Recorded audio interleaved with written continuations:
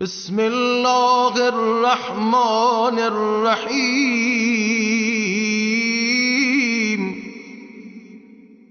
اللهم ارزقني فيه الذهن والتنبيه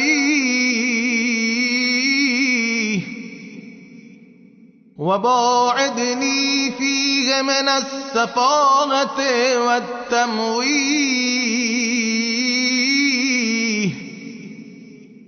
واجعل لي نصيبا من كل خير تنزل فيه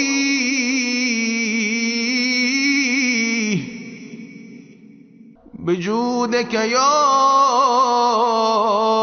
أجود الأجودين